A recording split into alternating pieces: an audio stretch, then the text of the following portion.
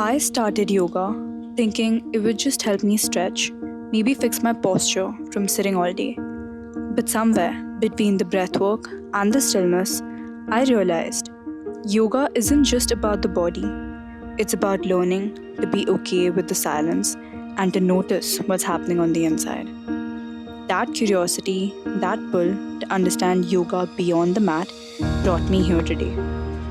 I reached out to Acharya Dharmendra Mishra ji, someone who's been living and teaching this practice for years, to help me explore what yoga really means in today's world. Not as an exercise routine, but as a way to live, breathe, and find balance in the noise.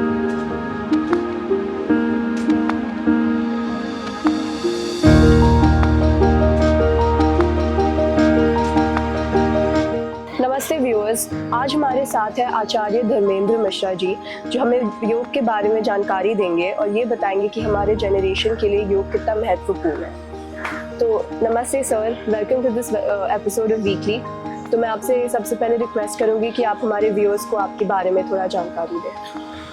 नमस्ते जी, thank you so much सारवी जी। मैं प्रयाग से हूँ, UP से। और वैसे तो मेरी योग की यात्रा 2007 से शुरू हो गई थी, लेकिन धीरे धीरे इसे हम आगे बढ़ाते हुए लगभग 2012 से इसको मैंने स्ट्रिक्टली स्टार्ट किया है, जो हमें आने वाले टाइम में बहुत सारे रिजल्ट्स दिए है। व्यक्तिगत मैंने इसे अपने तौर पर भी, अपने लिए भी इसको मैंने यूज़ किया है, देखा है कि योग से कैसे आज के टाइम में तमाम चीज़ें ऐसी हैं जिन्हें हम दूर कर सकते हैं। और इसके साथ ही मैंने फिर इसे हरिद्वार से गया, मैं हरिद्वार प्रॉपर वहाँ रुक करके डिग्रियाँ ली। उसके बाद फिर पतंजलि योगपीठ से मैंने सीखा। उसके बाद फिर मैंने श्री राम शर्मा आचार्य जी के यहाँ गया, वहाँ से मैंने सीखा। इन सारे संस्थानों से मैं सीखने के बाद लगभग 2015 में मुंबई आया। मैं मुंबई आया, उसके बाद फिर यहाँ पे यात्रा शुरू हो गई। आज लगभग 10 साल से अधिक समय हो चुका है, तो चल रहा है ऐसे।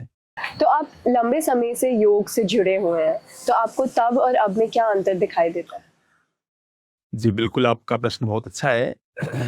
पहले क्या था कि हमारे जो युवा थे, उनके मन में एक बात थी। वो सोचते थे कि योग जो है वो केवल संतों महात्माओं के लिए है, या पहले ऋषि हमारे करते थे योग, तो हम क्यों करें, ये तो विशेष लोगों के लिए है। पर अब युवा जागरूक हुआ है, युवा को पता है कि आज के टाइम में योग के बिना कुछ भी संभव नहीं है। क्योंकि युवाओं में बड़ा प्रेशर है, कैरियर को लेकर के, नौकरियों को लेकर के, इन चीजों को लेकर के तगड़ा प्रेशर है। और उसका प्रेशर रिड्यूस करने के लिए कोई दूसरा साधन नहीं है नेचुरली वे में। क्योंकि आप जब योग करते हैं तो आपका पूरा शरीर ही नहीं, मन भी आपका स्थिर और शांत होता है। और अंतर एक सबसे बड़ा ये देखा मैंने कि पहले का वक्त जो था, यहाँ वहाँ पर इतनी ऑनलाइन वगैरह सुविधाएं नहीं थी, वो अलग टाइम था। जब से सोशल मीडिया का टाइम आया है, तमाम हमारे पास रिसोर्सेज आ गए हैं, उसमें युवा हमारे कनेक्ट हो रहे हैं। और इसमें मैं तो कहूँगा कि हमारे प्रधानमंत्री जी आदरणीय मोदी जी का भी बड़ा योगदान रहा है, जिसकी वजह से देश विदेश में योग का प्रचार प्रसार हुआ है। हमारे बाबा रामदेव जी का भी बड़ा योगदान रहा है। जितने भी हमारे योग के अच्छे बड़े गुरु हैं, उन सबका बड़ा योगदान रहा है, जिससे योग को आज हम चरम पर देख रहे हैं, हाइट पर देख रहे हैं। आज के समय में हमारे जनरेशन में सब ऑनलाइन होते जा रहा है और फिजिकल एक्टिविटीज बहुत कम होते जा रहे हैं, तो आपके हिसाब से योग हमें कैसे मदद कर सकता है? आपने बिल्कुल ठीक कहा है कि आज के टाइम में युवा सबसे ज्यादा ऑनलाइन है, और उस ऑनलाइन होने का दुष्प्रभाव भी युवाओं पे पड़ रहा है। जैसे लंबे समय से, आप लोगों की उम्र से ही आप देख लो, या फिर आपकी कम एज से भी आप देखो, लोग गैजेट्स लिए ले हैं, अपने बच्चों को दे रहे हैं, महंगे महंगे गैजेट्स दे रहे हैं, फोन्स दे रहे हैं, लैपटॉप तक दे रहे हैं। तो ऐसा नहीं मैं कह रहा हूँ कि आप उनको पूरी तरह से उसको दूर रखो, बट मुझे लगता है कि उसका टाइमिंग एक होना चाहिए, वो बहुत जरूरी है। अगर वो टाइमिंग नहीं रहा तो इसका बच्चों के ऊपर बहुत बुरा दुष्प्रभाव पड़ने वाला है। सबसे पहला तो बच्चों की आंखें खराब होंगी, सबसे पहले। नंबर 2, बच्चों में लंबे समय तक गैजेट से जुड़े रहने से उनमें चिड़चिड़ापन आएगा, स्ट्रेस बढ़ेगा, क्रोध आएगी, जो उनके इस उम्र में बिल्कुल ठीक नहीं है। तो उन्हें कम रखना चाहिए। अब बात आती है योग की, कि योग हमारा हेल्प, आप पूछ रहे हैं कि योग कैसे हेल्प कर सकता है। तो हमें ये चाहिए कि बच्चों को पहले तो योग की तरफ हम बढ़ाएं, बचपन से ही आदत डालें कि बच्चों में कम से कम योग करने की एक मन स्थिति बने, परिवार में योग करें। मैं तो सबको ये कहता हूँ कि माता-पिता को स्वयं योग से जुड़ना चाहिए और बच्चे मेरे हिसाब से केवल एक कार्बन कॉपी होते हैं माता-पिता के। जैसे आप बचपन में वो देखते हैं, वैसे ही बच्चे सब कुछ करते हैं। हमें बच्चों को फिजिकल एक्टिविटी के लिए पूरी तरह से बाहर भेजना चाहिए या फिर जहाँ भी इस तरह का कोई प्रोग्राम हो, वहाँ भेजना चाहिए। योग के प्रति बच्चों को आप जब बताएँगे, समझाएँगे और आप स्वयं मैट बिछाएँगे, तो बच्चे भी आपके कनेक्ट हो जाएँगे योग से और उनका टाइम भी बचेगा, जो लगातार वो गैजेट्स के पास दे रहे हैं और बच्चों में एक नई ऊर्जा का संचार होगा। तो क्या ये ज़रूरी है कि योग का अभ्यास हम 1 घंटे तक ही करें या छोटे-छोटे टाइम स्लॉट्स में भी हम अभ्यास कर सकते हैं? वैसे समय है तो 30 मिनट टू 50 मिनट कर लें, द बेस्ट है।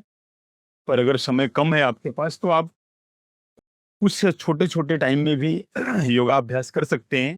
जैसे आप 5 मिनट का योगाभ्यास आप कर लें, तो भी आपको काफ़ी एक बेटर एनर्जी दे देगा। जैसे आप बच्चों के लिए, युवा पीढ़ियों के लिए मैं तो ये कहूँगा कि अपनी जगह पे बैठे हैं आप लोग, चूँकि अभी आपने पहले मुझसे पूछा कि आज के युवा गैजेट से ऑनलाइन ज़्यादा जुड़े हुए हैं। तो उनके लिए जैसे स्कूल में, कॉलेज में, कहीं पर हैं, तो आप आराम से अपने घरों में आप बैठे हैं, ज़्यादा आप पूरा टाइम नहीं दे पा रहे हैं, तो आराम से इन आसनों को थोड़ा-सा कर लें। इससे क्या है, लगातार फिंगर्स के ऊपर ज़ोर पड़ रहा है। आपके अंगूठे बाद में क्या होंगे पता है? अंगूठे टेढ़े होने लगेंगे, प्रॉब्लम्स आने लगेंगी, उँगलियों में पेन होने लगेगा। तो आपको धीरे-धीरे इन आसनों को आराम-आराम से, इससे लाइट एक्सरसाइज कही जाती है, सूक्ष्म व्यायाम कहा जाता है। तो देखो आप देख पा रहे हैं, इसे करने से हमारी सारी नस नाड़ियाँ हैं जो हैं, वो एक्टिव हो रही हैं, ब्लड सर्कुलेशन बढ़ रहा है, हमारे हाथों का भी ब्लड सर्कुलेशन बढ़ रहा है, बेहतर हो रहा है, इससे हमारी नर्व्स अच्छी हो रही है। इसके साथ-साथ दूसरे भी आसन हैं, आप इनको ऐसे पकड़ेंगे और ऐसे चेंज कर देंगे। ये देखिए, दोनों साइड से अपने हाथों को आप कर ले, इस साइड से आप लेकर के इधर से भी आप ऐसे मूवमेंट कर लिए, तो भी ये बेहतर हो जाएगा। कुछ अभ्यास ऐसे हैं, जिनको अपने हाथों पे ऐसे रख के, गर्दन के पीछे आप ऐसे कर सकते हैं, द बेस्ट है। इधर से भी आप कर लें, ठीक है। थोड़ा शोल्डर मूवमेंट कर लें ऐसे, ऐसे शोल्डर मूवमेंट कर लें, तो इससे आपकी स्पाइन भी अच्छी होगी, सर्वाइकल भी अच्छा होगा, आपका नेक पेन भी अच्छा हो जाएगा, शोल्डर पेन भी अच्छा होगा इससे। ये आपको पूरे लाभ मिल जाएँगे ऐसे करके। तो आप इसे कर सकते हैं, कम टाइम में भी। इसमें ज़्यादा से ज़्यादा देखो, अभी मैंने आपको बहुत समय तो नहीं लिया, लेकिन 2 ढाई मिनट में आपको मैंने 3-4 एक्सरसाइज बता दी। तो छोटी-छोटी चीज़ों से आप लाभ पा सकते हैं कम समय में। तो आपके लिए आसनों से परे योग का अर्थ क्या है? बहुत अच्छा प्रश्न है आपका साध्वी जी। आसनों से परे ही योग का सच्चा अर्थ है। आसन हमें इसलिए करना पड़ता है क्योंकि हमारा शरीर उस लायक बने कि हम आसनों का जो मुख्य उद्देश्य है वहां तक पहुंच सकें। अगर कम शब्दों में कहा जाए तो आसनों के परे हमारा योग जो है, यह हमें सिखाता है कि जैसे योग का अर्थ क्या है? योग का अर्थ है शरीर, मन और आत्मा। इन तीनों का जो योग है, मिलन है, यही योग है। तो आप आसनों के परे इनसे जुड़ते हैं, इन तीनों से जुड़ जाते हैं आसनों के परे। कैसे? जब आप ध्यान में बैठते हैं, मेडिटेशन में आप बैठते हैं, तो किससे जुड़ते हैं? ईश्वर से जुड़ते हैं, परमात्मा से जुड़ते हैं। एक्चुअली यह यात्रा ही ऐसी है कि जो योग दर्शन, योग के माध्यम से, योग दर्शन के माध्यम से प्रभु दर्शन की यात्रा है। ये आत्मदर्शन की यात्रा है, सेल्फ रियलाइजेशन की यात्रा है। इसमें मुझे लगता है योग एक ऐसी चीज है कि हमारे आवरण की नहीं, हमारे आचरण में आने की चीज है। ये बहुत महत्वपूर्ण है। तो ऐसा कोई आसन है जो आप हमें बता सकते हैं जो कम से कम टाइम में हमें अधिक लाभ दे पाए? हाँ, हम योग की चर्चा कर रहे हैं और अगर हम सूर्य नमस्कार की चर्चा न करें तो बेईमानी होगी। तो मुझे लगता है कि कम समय में सबसे अधिक लाभ देने वाला हमारे युवाओं के लिए या सभी के लिए जो कर सकते हैं, सूर्य नमस्कार से बेटर कुछ नहीं है। हर युवा को नियमित तौर पे कम से कम 11 से लेके 21 सूर्य नमस्कार अगर वो कर पा रहे हैं, तो आप यकीन माने हो अपने आप में बिल्कुल फिट रहेंगे, वो हर लेवल पे फिट रहेंगे, क्योंकि सूर्य नमस्कार जो है समग्रता का अभ्यास है। इससे हमें आध्यात्मिक ऊर्जा तो मिलती है भगवान सूर्य से, साथ साथ हमें शारीरिक और मानसिक भी शक्ति मिलती है। तो हमें युवाओं को कम से कम सूर्य नमस्कार तो कर ही लेना चाहिए। अब जैसे मिनिमम इसमें जो एक टाइम लगता है, अधिकतम मुझे लगता है ठीक ठाक पोस्चर अगर किया जाए तो आधा मिनट का रहता है। इसमें 12 आसन होते हैं, तो आधा मिनट में एक आवृत्ति हो जाती है। तो आप आधा मिनट तो समय दे सकते हैं। हाँ, ऐसे आपने 5 मिनट दिया तो आपने 10-11 सूर्य नमस्कार कर लिया, 10 मिनट दिया तो आप 21 कर लिए। तो इससे अच्छा और क्या हो सकता है और इससे कम समय और क्या दिया जा सकता है? जो कम समय में आपको फिट रखने के लिए सबसे सर्वश्रेष्ठ आसन यही है। तो अभी हम हमारे एपिसोड के लास्ट सेगमेंट में आ रहे हैं और मैं आपसे ये रिक्वेस्ट करूंगी कि आप हमें कुछ महत्वपूर्ण आसन दिखा सकें। ठीक है, आइए आपको कुछ अच्छे आसन हम बताते हैं। आइए हम आपको आज सूर्य नमस्कार सिखाते हैं और जो युवाओं के लिए बहुत महत्वपूर्ण है। लंबे समय तक अगर हमें युवा बने रहना है तो सबसे टॉप का आसन इसे मैं मानता हूँ। इससे हमारा मेंटल, फिजिकल, स्पिरिचुअल तीनों लेवल पे लाभ होता है। काफ़ी पावरफुल आसन इसको योग में माना गया है। तो आइए देखते हैं हम लोग कैसे सूर्य नमस्कार करते हैं। फर्स्ट में हमें प्रॉपर ऐसे रहना है अच्छे से, ये प्रणाम मुद्रा। नेक्स्ट ऊर्ध्व हस्तासन, पाद हस्तासन, अश्व संचालन,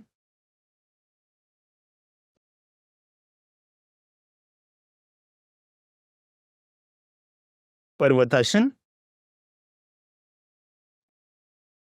नेक्स्ट अभ्यास हमारा साष्टांग नमन, 7 भुजंगासना, 8 फिर से माउंट पोज, 9 अश्व संचालन, 10 पाद हस्तासन, 11 12 प्रणाम मुद्रा। ये आपका सूर्य नमस्कार था। ऐसे ही तमाम आसन है जो हम कर सकते हैं।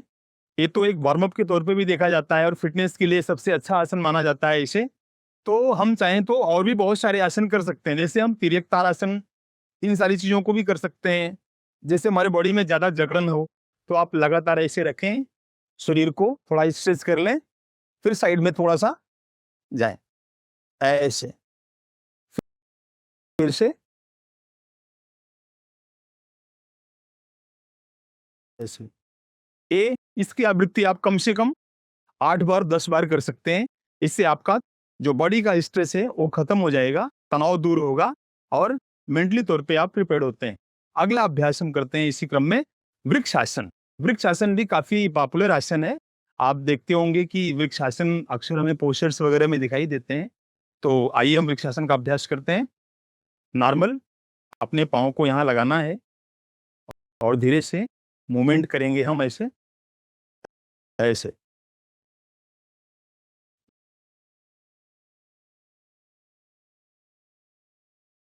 वृक्षासन का अभ्यास काफी महत्वपूर्ण होता है। इससे हमारी स्मरण शक्ति बढ़ती है, एकाग्रता बढ़ती है। बच्चों के लिए तो काफी अच्छा है और लेंथ भी बढ़ता है। ताड़ासन मैंने आपको पहले ही बताया था।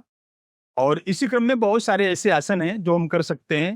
जैसे हम भुजंगासन, अभी मैंने बताया, भुजंगासन के 2-3 वेरिएशन हैं, तो आप उसे कर सकते हैं। अगला अभ्यास जो है हम आपको बताने जा रहे हैं पाद हस्तासन। पाद हस्तासन को गहरी श्वास लेंगे आप, देखिए कैसे, इनहेल, एक्सेल, और ऐसे आराम से आप टच कर लें अथवा पकड़ लें। ये दोनों ठीक है। गर्दन को पूरी तरह से दोनों घुटनों के बीच में हमारी नासिका होनी चाहिए, ऐसे। ये पोस्चर हमारा होना चाहिए। नेक्स्ट अभ्यास जो है हमारा एक मल्टीपल स्ट्रेचिंग के तौर पे आप करना चाहें तो अपने पूरे बॉडी की स्ट्रेचिंग, काफी महत्वपूर्ण आसन है। आप इसको देखेंगे तो हम आपको दिखा रहे हैं मल्टीपल स्ट्रेचिंग। काफी फिटनेस के लेवल पे बेहतर आसन कहा जाता है इसको। दोनों हाथों को आप पकड़ेंगे, ऐसे पीछे से पकड़ लेंगे, अपने दोनों हाथों की उंगलियों को एक दूसरे से, कलाइयों को, गहरी श्वास भरेंगे। सांसों को बढ़ते बढ़ते बढ़ते बढ़ते धीरे धीरे आप ऐसे आराम से अपने माथे को लगा देंगे और धीरे धीरे सहारे लेकर के आप वापस आएंगे। ये क्या है, हमारे पूरे बॉडी को बिल्कुल फिट करता है, रक्त का संचार प्रॉपर करता है। कहीं ऐसा कोई ऑर्गन नहीं बचता है जहां पर रक्त का संचार ना हो।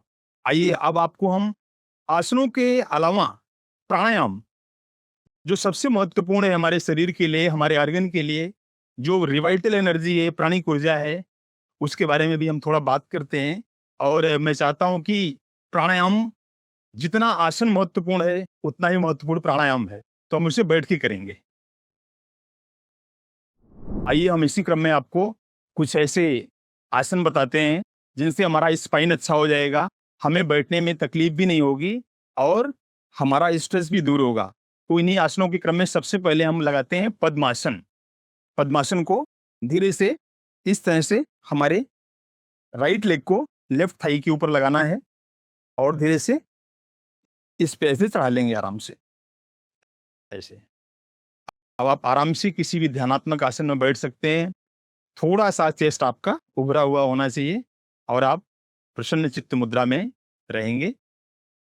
बहुत ज़्यादा ओवर स्ट्रेच नहीं करना है स्पाइन को, जितना आप सहज रह सकते हैं रहें। और अगर कोई इसे नहीं कर पा रहा है, तो थोड़ा इसका सरलतम रूप है, आप अर्ध पद्मासन कर सकते हैं। केवल एक पाँव रख लें ऐसे, ऐसे, ऐसे एक पाँव रख के भी आप लंबे समय तक आप बैठें, मेडिटेशन में बैठें आप। इसमें आप प्राणायाम भी कर सकते हैं। जैसे आइए सबसे महत्वपूर्ण प्राणायामों में मैं मानता हूं कि अनुलोम-विलोम, वैसे तो प्राणायाम सारे महत्वपूर्ण हैं, लेकिन जो सब कर लें, जो सबके लिए है, जो नाड़ी शोधन की तरह इसे हम जानते भी हैं, किया भी जाता है, कई जगह नाड़ी शोधन भी कहते हैं इसको। तो आइए हम प्राणायामों के क्रम में सबसे महत्वपूर्ण प्राणायाम अनुलोम-विलोम प्राणायाम, जो रिवाइटल एनर्जी को हमारे पूरे बॉडी में चैनलाइज़ करता है। जो जीवनी शक्ति है, जो जीवनी ऊर्जा है, उसके लिए सबसे महत्वपूर्ण है, जो हमारा इम्यून सिस्टम बेहतर करता है, ऑटोनॉमिक सिस्टम बेहतर करता है, उसके लिए हम सबसे महत्वपूर्ण प्राणायाम है अनुलोम-विलोम प्राणायाम। तो हम बैठेंगे किसी भी ऐसे बैठ लें आप, या फिर आप जैसे चाहें, आप चाहें तो पद्मासन या नॉर्मल आसन, सिद्धासन, जिस आसन में आप बैठना चाहें आप बैठेंगे, सहज रहेंगे, स्पाइन को बहुत ज़्यादा स्ट्रेच नहीं करना है और आपको धीरे से अपने बाएँ हाथ की उँगलियों को ध्यान मुद्रा, ज्ञान मुद्रा, वायु मुद्रा अथवा प्राण मुद्रा जो भी आप लगा सकते हैं लगाएँ। तो यहाँ हम ध्यान मुद्रा में बैठ रहे हैं और धीरे से अपने मिडिल फिंगर और रिंग फिंगर इन दोनों को निकालना है, थंब को बाहर करना है और सामान्य गति से राइट नोस्ट्रल को हमने क्लोज किया और लेफ्ट से स्लोली स्लोली सांस भरा। इनहेल, फिर धीरे से एक्सहेल, फिर से इनहेल,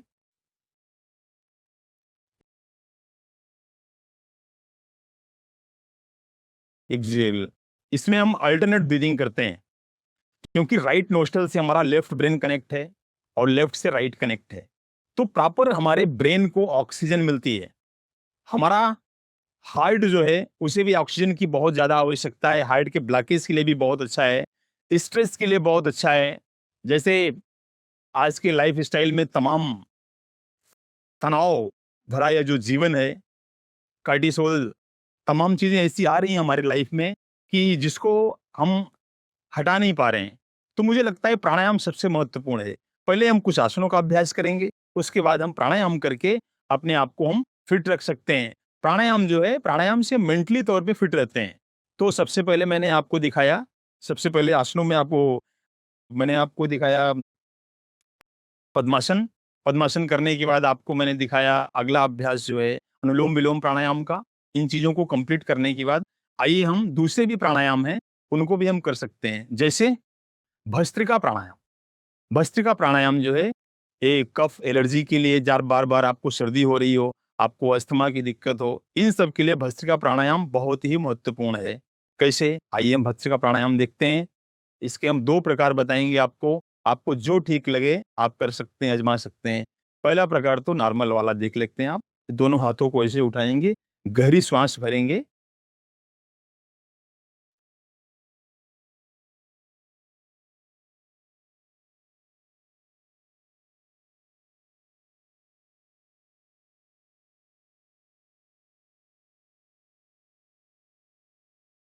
ऐसे।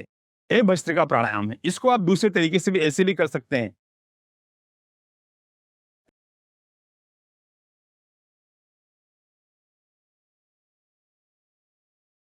इसको एक तीसरे तरीके से भी आप कर सकते हैं।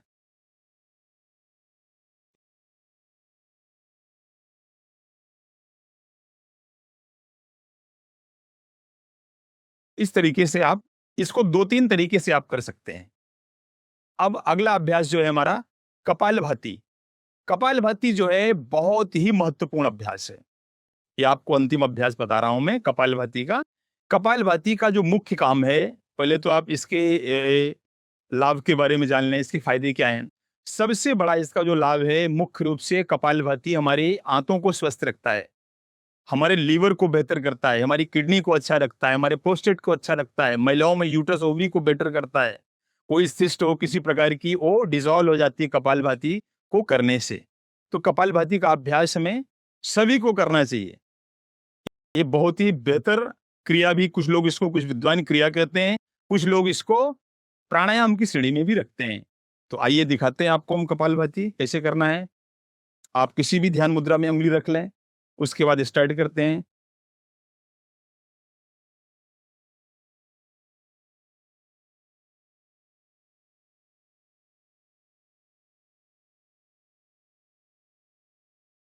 ये मध्यम गति कपालभाति है। जिन्हें हाई बीपी है उन्हें थोड़ा सा और धीमी गति से करना चाहिए, लगभग 2 सेकंड में एक बार ऐसे।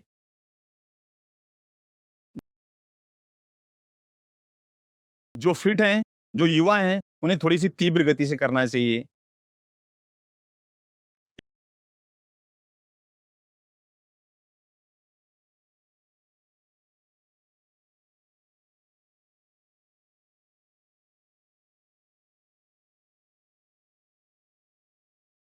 इस तरह से ये हमारे कपालभाति का 3 अभ्यास रहा, जो मध्यम गति, उत्तम गति और तीव्र गति।